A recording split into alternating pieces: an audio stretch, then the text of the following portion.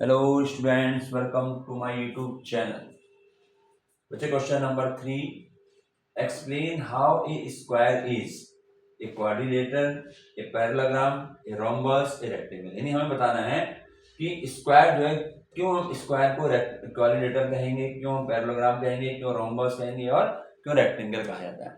तो इसमें first part इसका, अब देखिए क्वाड्रिलेटरल में क्या होता है, 4 साइड होती है। स्क्वायर में भी कितनी साइड होती है, 4 साइड होती है। तो हमें लिख दें स्क्वायर हैज 4 साइड्स, ठीक है। और क्वाड्रिलेटरल की क्या होती है, 4 साइड होती है। तो square has 4 side, so it is a quadrilateral.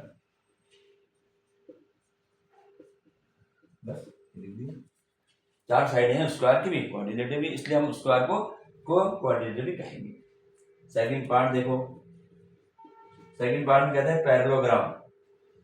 अब पैरेललोग्राम में स्क्वायर में क्या होती है, अपोजिट साइड इक्वल और पैरेलल होती है, और पैरेललोग्राम की भी डेफिनेशन यही है। तो हम लिख देंगे square has parallel opposite side, square has, नहीं इसको लिखेंगे अपोजिट साइड्स, ऐसे लिखेंगे opposite sides of a square, opposite sides of a square are parallel and ये पैरेलल लिख दें, इक्वल कर देंगे। Opposite sides of square parallel, है ना। तो बस पैरेललोग्राम हो जाएगा। अपोजिट साइड अगर स्क्वायर के अपोजिट साइड पैरेलल हैं, और हमारे पैरेललोग्राम की भी अपोजिट साइड पैरेलल होती है, ठीक है। तो अपोजिट साइड ऑफ स्क्वायर है parallel, so it is a parallelogram.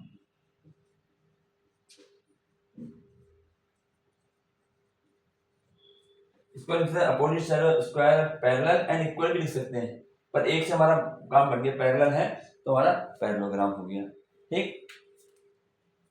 इसके बाद थर्ड में कहता है कि रोम्बस होना चाहिए, ठीक है। अब हम जानते हैं कि उसमें square has 4 equal sides, 4 equal sides, rhombus की भी चारों साइड इक्वल होती हैं, है ना। एक चीज और कह सकते हैं कि डायगोनल बाइसेक्ट एट 90 डिग्री, क्योंकि उसमें भी होता है, उसमें भी। एक और लिख सकते हैं स्क्वायर हैज 4 इक्वल साइड्स, और दूसरा क्या लिख सकते हैं, स्क्वायर डायगोनल ऑफ स्क्वायर, ऐसे लिख लो इसको, diagonal of square bisect at right angle,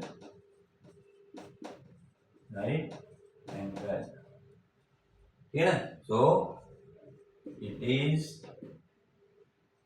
a rhombus.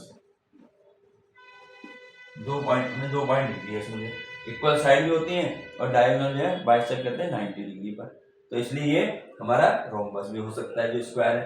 अब रेक्टेंगल है, फोर्थ पार्ट, रेक्टेंगल रेक्टेंगल क्या होता है, अपोजिट साइड इक्वल होती हैं और स्क्वायर में भी होती है। तो हम इसके डेफिनेशन बताएंगे। स्क्वायर हैज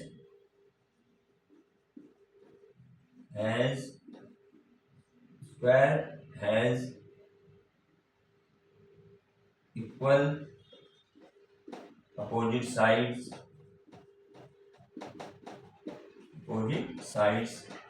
क्योंकि हमें रेक्टेंगल की डेफिनेशन बतानी है स्क्वायर के रूप में। Square has equal opposite sides, rectangle में भी होती है।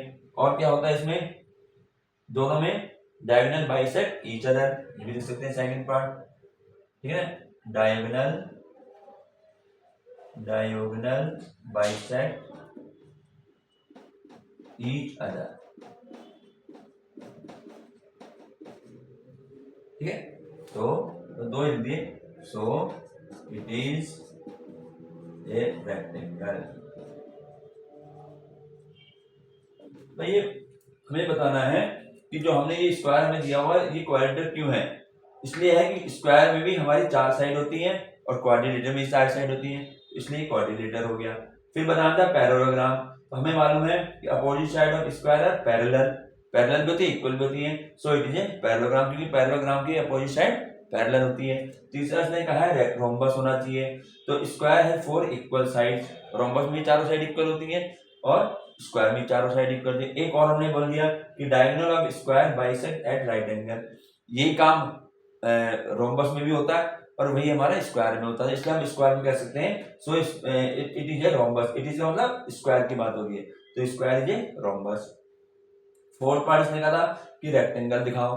तो रेक्टेंगल में क्या, स्क्वायर है इक्वल अपोजिट साइड्स, उसकी अपोजिट इक्वल साइड होती है ना इसकी स्क्वायर की। भाई स्क्वायर रेक्टेंगल की क्या होती है, अपोजिट इक्वल साइड होती है, और स्क्वायर की भी अपोजिट इक्वल साइड होगी, तो चारों साइड इक्वल है तो अपोजिट साइड इक्वल होगी। और दूसरा डायगोनल बाइसेक्ट ईच अदर, वही रेक्टेंगल में होता है वही स्क्वायर में होता है, so it is a rectangle. तो इसलिए हम कह सकते हैं कि ये स्क्वायर जो है ये रेक्टेंगल भी है। तो ये हमारा क्वेश्चन नंबर 3 कंप्लीट होता है।